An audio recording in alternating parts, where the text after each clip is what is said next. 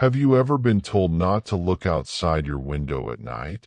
Most people laugh at warnings like that. So did I. But if you ever wake up at exactly 3:13 in the morning and hear someone tapping on your window, don't look, because once you see her smile, she'll know you've seen her. And after that, she never leaves. My name is Ethan. I'm 26 years old, and until 3 weeks ago, I never believed in ghosts, demons, or cursed stories. I worked as a freelance graphic designer, which meant most of my nights were spent in front of a computer screen. To save money, I rented an old apartment on the 7th floor of a building that had stood in the middle of the city for more than 40 years. The rent was surprisingly cheap. Too cheap. When I asked the landlord why, he simply smiled and said, "People don't stay here very long." I thought he meant the apartments were small. I wish that had been the reason. The building itself was quiet. Too quiet. No children. No music. No neighbors talking through the walls. Just endless silence. The only person who ever spoke to me was an elderly woman who lived across the hallway. Every evening, she sat outside her apartment with a cup of tea. On my first day, she stopped me before I unlocked my door. "You work late?" she asked.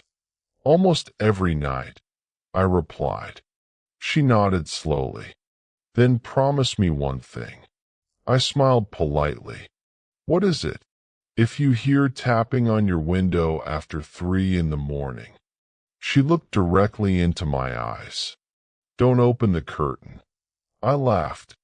"Why?" Her face lost every trace of emotion. "Because she smiles when someone looks at her." I assumed she was joking. People in old buildings always seem to have strange superstitions. I thanked her and went inside. A week passed peacefully. Nothing unusual happened. Until Tuesday night.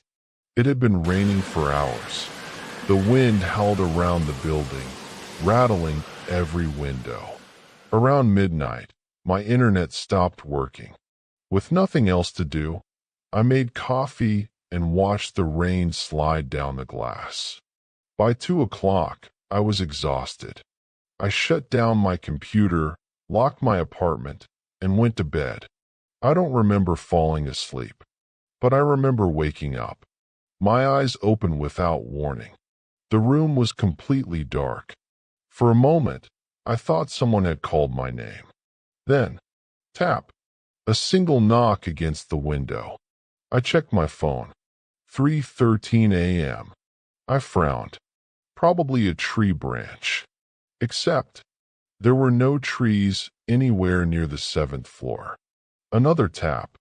Tap. Tap. Slow. Deliberate. Almost as if someone wanted my attention. The old woman's warning suddenly echoed inside my head. "Don't open the curtain." I laughed nervously. "This is ridiculous," I whispered. The tapping stopped. Silence filled the room again. I lay back down. Maybe I had imagined it. Then, 3 sharp knocks exploded against the glass. Tap, tap, tap. I jumped out of bed. Every hair on my body stood up. Someone, or something, was outside my bedroom window. My breathing became shallow. The curtain moved slightly with the wind coming through a tiny gap. A shadow stretched across the fabric. It looked human. My heart pounded so loudly I could hear it. "No," I whispered. "It's impossible." I grabbed my phone and turned on the flashlight. The beam illuminated the curtain. The shadow disappeared instantly. The tapping stopped again. I waited. 1 minute. 2 minutes. Nothing. Finally, curiosity won. Slowly, very slowly, I reached for the curtain. My fingers trembled as I wrapped them around the fabric.